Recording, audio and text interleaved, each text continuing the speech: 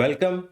I am teaching my wife artificial intelligence, and this is lecture 4, where we are going to do coding and we are actually going to do sentiment analysis. We are going to detect if a sentence is positive or negative. If we can do that, a just tiny bit more complicated problem is building a chatbot. So we start simple, and for this lecture, our learning goals are 3.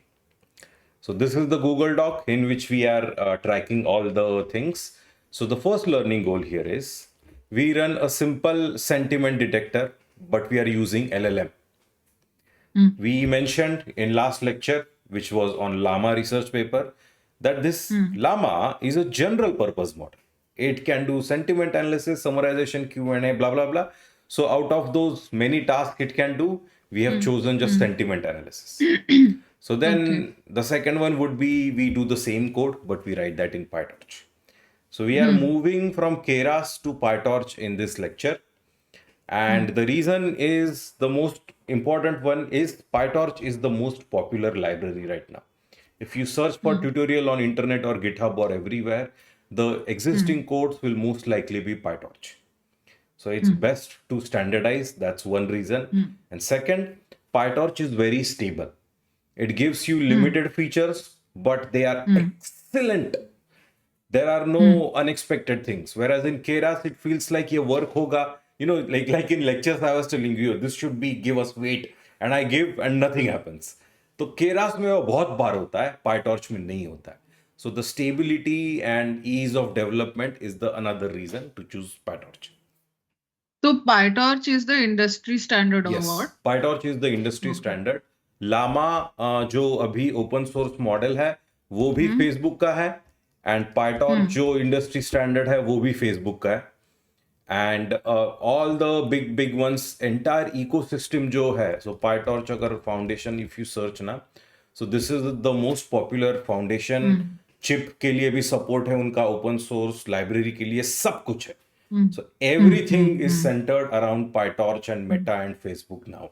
This is the most popular one. Okay. Okay. So that is our 3 learning goals. Okay. So we'll start with the first natural sentiment detector. So tool recommendation में यहाँ पे एक मैं डाल देता हूँ, lecture resources, and इसमें this is the code जिसको हम फॉलो करेंगे. ठीक है. So you can follow along with your GitHub collab. Open my link or check my screen कैसे भी you can follow along. ठीक है. Oh, there was a prerequisite. उसकी बात करना हम भूल गए. Yes, this one. Yes. ठीक है. Open source models. So I will copy this. Okay, so this is the course which was the homework for this lecture. Shreya has gone through this course, and you have done first 3-4 lectures. It is a very good introductory introduction to Hugging Face ecosystem. So just like I said, PyTorch is the standard thing for all neural network thing. वैसे Hugging Face is the standard thing for all things related to dataset and models. Okay, so if I go to datasets, यहाँ पे 390,000 datasets have been already compiled and uploaded. यहाँ पे models तो too many to count. It's like almost 1 million. So everything you require, it is gonna be on Hugging Face. लोग अलग अलग इसमें करते थे. So PyTorch datasets library. So if you want, PyTorch में भी library है, but इसमें सिर्फ limited चीजें होंगी. Hugging Face has everything. Okay. Hugging Face is good. I can follow along. It's a bit उसका UI ना थोड़ा friendly है, थोड़ा खौफ कम feel होता है. बाकी जगह जाके just all the jargons are just there. Yeah. And it's very overwhelming. Hugging Face It's not is really good. Really barrier good. to entry थोड़ा कम feel होता है Hugging Face में. Correct. उसका organization is very easy to follow. Yes. Tasks and libraries, dataset models. Yes. तो यहाँ पे models, data sets, and then you have something called as tasks here, and then you have something called as papers. So research paper gives you whatever, let's say this week is, जिसमें latest research क्या है most popular.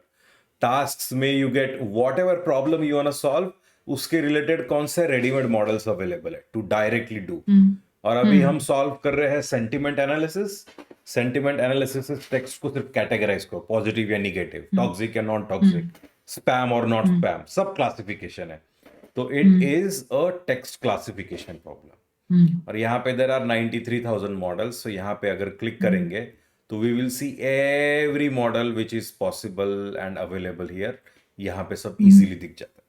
Okay, so the prerequisite was this deep learning introductory course which Shreya has done, and now we will continue from that. So the library is this transformers library. Okay, just for clarification purpose, I'm going to import this library again.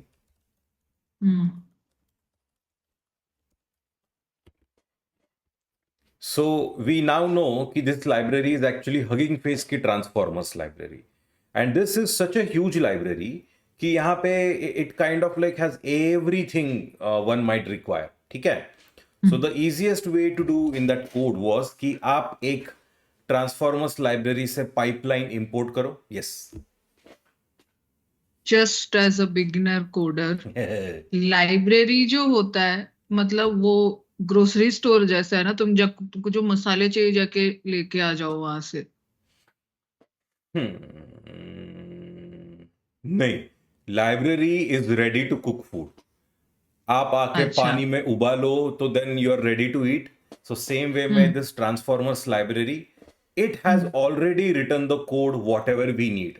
सो अगर मैं देखूं transformers, तो ये है hugging face की library. It is written in Python and यहाँ पे the source code of everything we kind of like use has been written. तो यहाँ पे let's say if I go to models में I will go to let's say BERT model and इसमें मैं कुछ तो एक टोकनाइजेशन पे किया। तो this entire code is written already, it is ready to cook. सिर्फ now we just need to call it and all the functionality is there for us.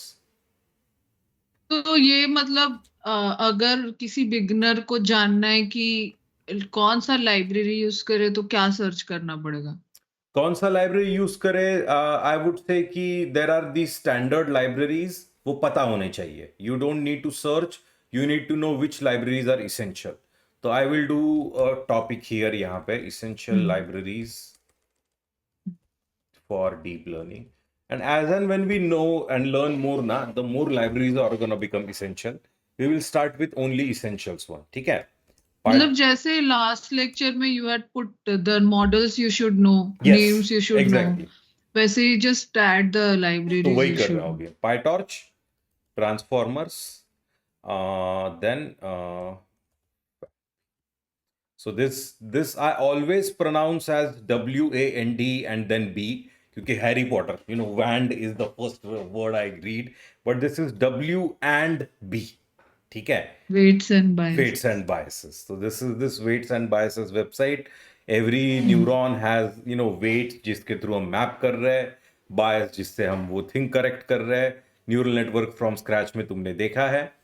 तो Transformers is a ready-made library, code has been written, and it has something called as pipeline. ठीक है? The way to use this is you say pipeline and वहां पे there is a list of tasks each pipeline can solve. And यहाँ पे, as you know, Hugging Face has this thing called as tasks, and all these tasks can be solved in the pipeline.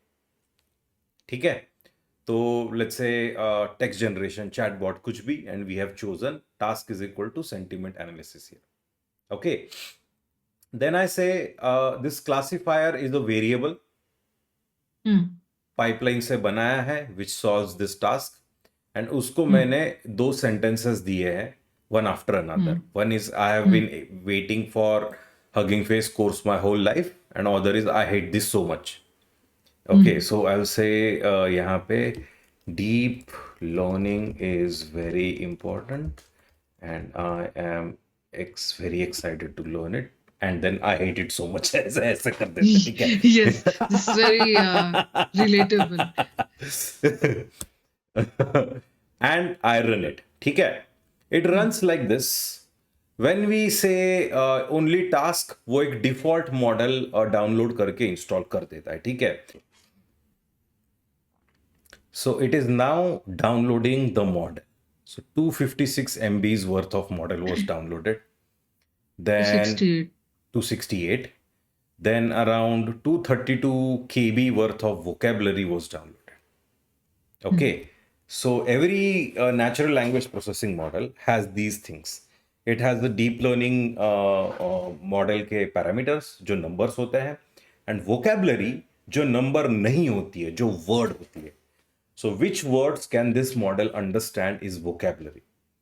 Then each word which a model understand vocabulary is mapped to a number. Okay, so that becomes its numerical ID. So vocabulary numerical ID ऐसे model का होता है. So I'm going to scroll down. I'm going to clean this up. And I am going to execute this variables here. ठीक है. So एक classifier जो मैंने pipeline create की है, ठीक है. It has two very interesting variables which are part of it. Classifier.task.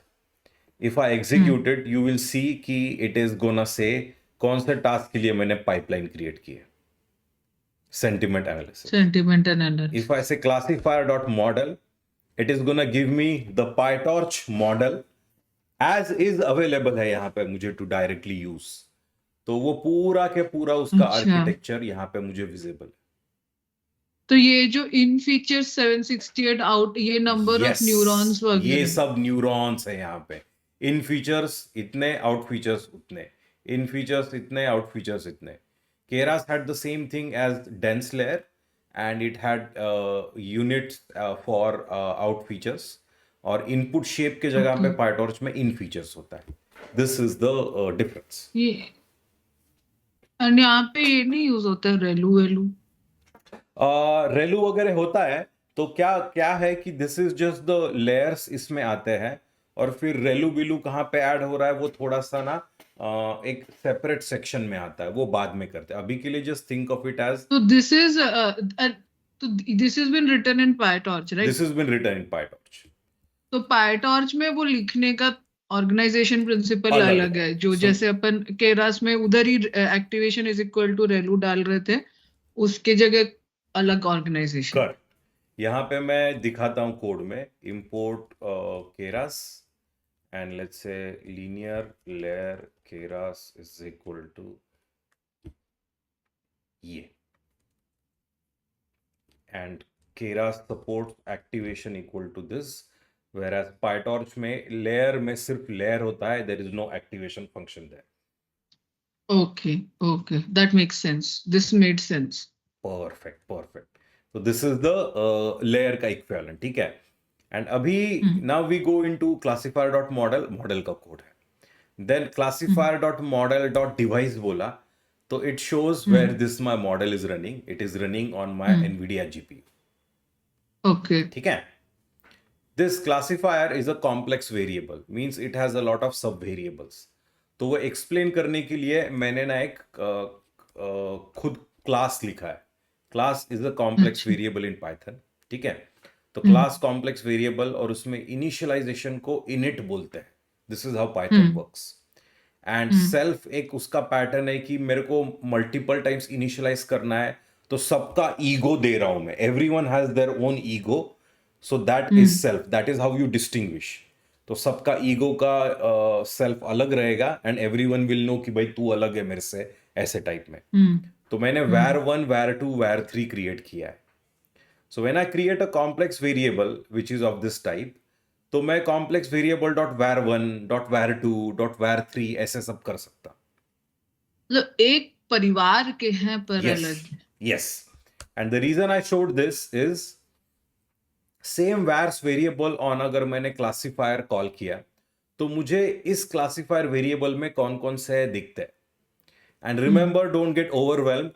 Take a look at left hand side and just first word देखना and see if you can make sense of that. So task is sentiment analysis, and you have understood this first line. फिर model is this entire model, and you have understood this whole thing. Okay, यहाँ पे मैं थोड़ा scrollable element कर देता हूँ, तो then model मेरा हो गया. If I scroll down, नीचे है tokenizer. Tokenizer takes words and converts it to numerical ID. Tokenizer Okay. Vocabulary के हिसाब से उसको नंबर देता है एंड तो tokenizer is specific to NLP, yes, right? Tokenizer is दूसरे specific computer to vision NLP. वगैरह में हाँ नहीं होगा। ओके। तो उसका फॉर्मेट अलग है इमेजेस का, तो वहां पे नहीं होता है। Tokenizer is a NLP specific thing. Okay. So और फिर और अलग अलग चीजें हैं यहाँ पे, बट यू कैन सी कि मोस्ट इंपॉर्टेंट कौन सा है आपको वैर्स वेरिएबल से पता चल जाता है। So we have this pipeline and this pipeline is ready to run. और उसका जो पार्ट है टोकनाइजर, वो मैं यहाँ पे क्लासिफायर डॉट टोकनाइजर में देख रहा हूँ। Okay, now this tokenizer component को मैं थोड़ा डिटेल में बोलूंगा यहाँ पे। So tokenizer has list of total vocabulary, okay, and words in vocabulary are mapped to numerical IDs, as simple as that. And neural network का जॉब है कि each numerical ID को मीनिंग डालना है उसको, बिकॉज हमें मीनिंग समझता है वर्ड का, नेटवर्क अपने तरीके से समझेगा, राइट? सो मैंने टोकनाइजर यहां से डाउनलोड किया, auto tokenizer from transformers use करके। Okay, and then how does it work, what does it do? It takes text as input and then उसको वो आउटपुट देता है टोकनाइज्ड फॉर्मेट में। टोकन क्या है? वर्ड को न्यूमेरिकल आईडी से मैपिंग है, करेक्ट? तो ये यहां पे ऐसे किया, input tokenizer is equal to tokenizer this thing, and it gives us the word का mapping here in one shot. There are another methods as well. Let me see if it works or not.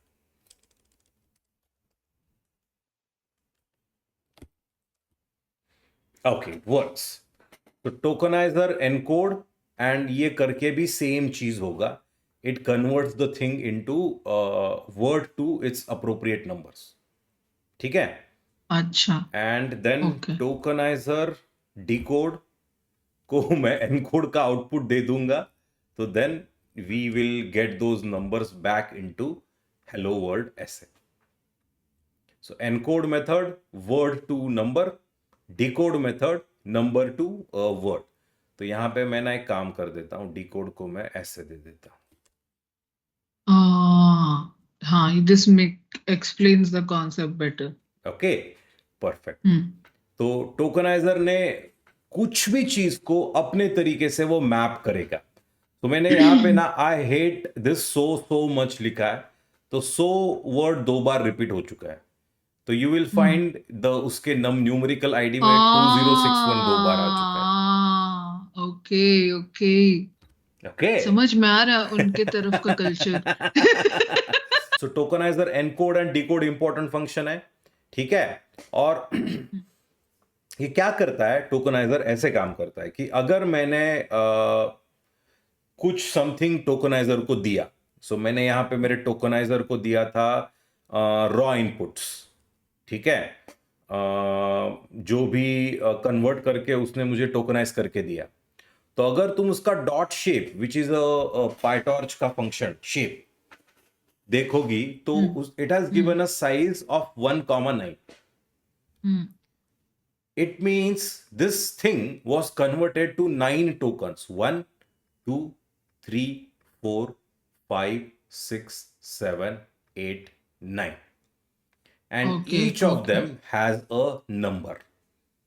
As simple as that. ठीक है? And one मतलब one row है उसमें। One row है, yes. So if यहाँ पे अगर मैं यहाँ पे ऐसे करता, and I love this so much. तो 2,9 आना चाहिए। करेक्ट, एकदम correct. 2,9, 2 sentences, and luckily they are similar, इसलिए दोनों के वर्ड सेम आए। बट यहाँ पे हमें सेम लेंथ का भी करना पड़ता है, but you get then idea. जितने वर्ड्स है, जितने सेंटेंस है, उतना यहाँ पे आ गया, ठीक है? तो यहाँ पे एक चीज है कि token is how a word is converted to its subcomponents, ठीक है?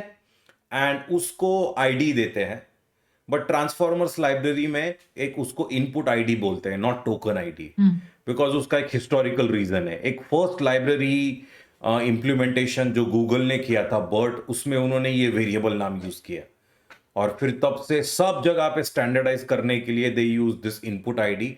whereas token ID would have been easier to understand. Word to token करेगा कौन? Tokenizer.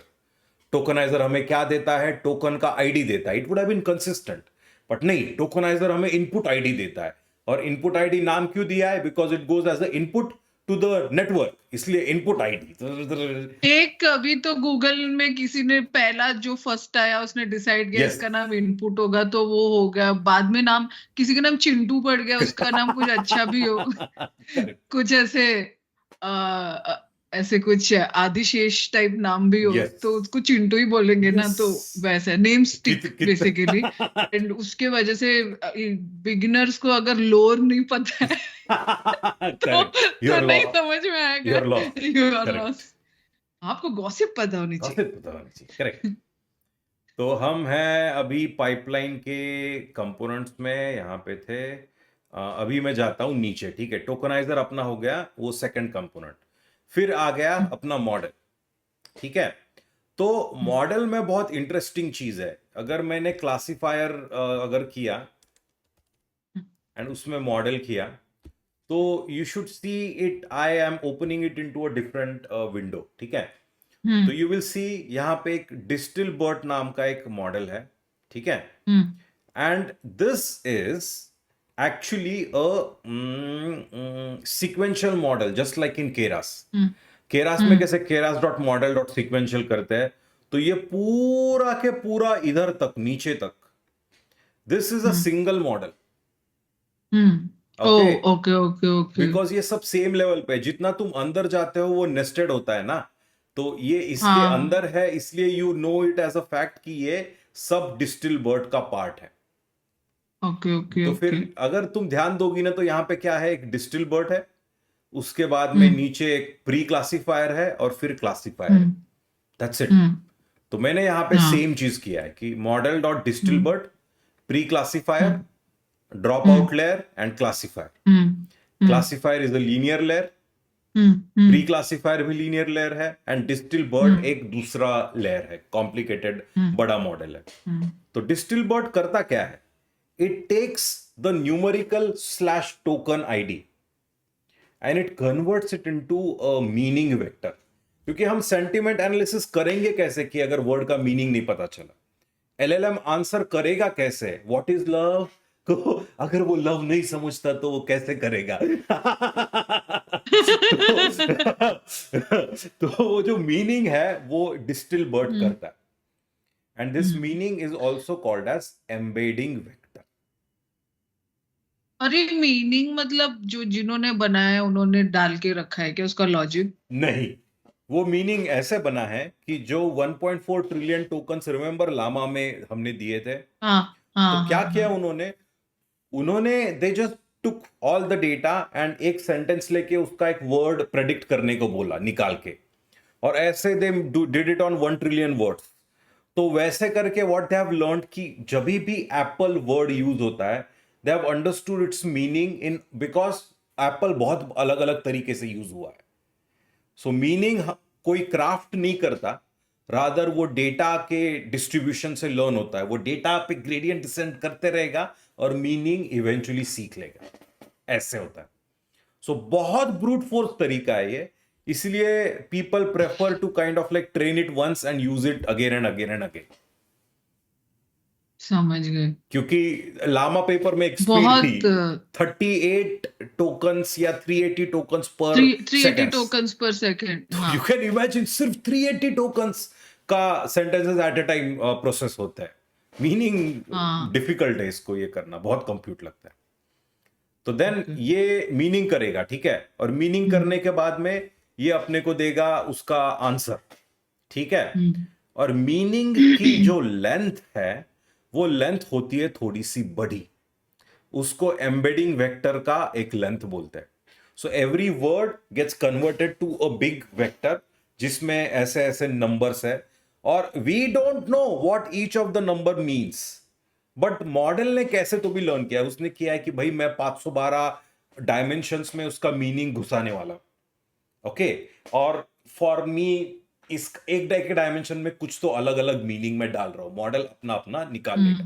Bigger the vector, more complicated meaning it can save. As simple as that. ठीक है, सो नीचे मैं अगर जाऊंगा तो ये इसका शेप दिखेगा. So this model takes one number and converts into 768 dimension का मीनिंग वेक्टर. ओके, और फिर उसके बाद में ये बन गया क्लासिफायर मॉडल. फिर मैंने एक टॉर्च इन्फो नाम का मॉडल लाइब्रेरी है, वो यूज करके I am printing the summary of this architecture. वो ऐसे है. तो डिस्टिल बर्ट, मैंने जो तुम्हें बोला था ना कि ये सब नेस्टेड है, इस लाइब्रेरी में उसने बहुत अच्छे से दिखा है. देखो डिस्टिल बर्ट है और सब इसके अंदर है और हमें इजीली दिख रहा है. तो इट टेक्स, यहाँ पे मैंने ऐसे दिया है कि it is taking a sentence of 100 words.